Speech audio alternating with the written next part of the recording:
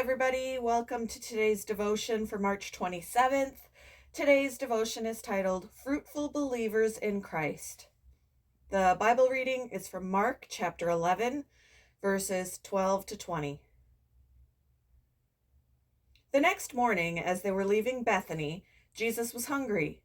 He noticed a fig tree in full leaf a little way off, so he went over to see if he could find any figs. But there were only leaves because it was too early in the season for fruit. Then Jesus said to the tree, "May no one ever eat your fruit again."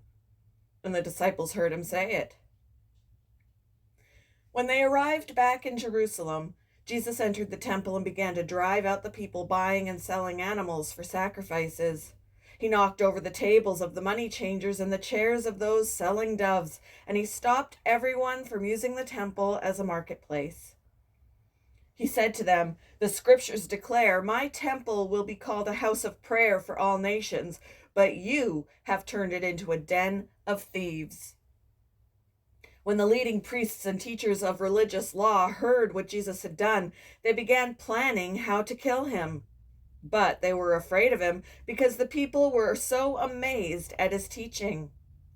That evening, Jesus and his disciples left the city. The next morning, as they passed by the fig tree he had cursed, the disciples noticed it had withered from the roots up.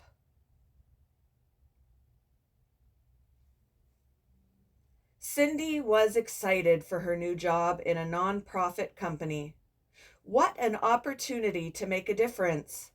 She soon discovered her coworkers didn't share her enthusiasm. They mocked the company's mission and made excuses for their poor performance as they looked elsewhere for more lucrative positions. Cindy wished she'd never applied for this job. What looked great from afar was disappointing up close. This was Jesus' problem with the fig tree mentioned in today's story. It was early in the season, yet the tree's leaves signaled it might have early figs. Nope. The tree had sprouted leaves, but it hadn't yet produced fruit. Disappointed, Jesus cursed the tree. "May no one ever eat fruit from you again." By the next morning, the tree had entirely withered. Christ once fasted 40 days, so he knew how to go without food. Cursing the fig tree was not about his appetite. It was an object lesson. The tree represented Israel, which had the trappings of true religion, but had lost the point.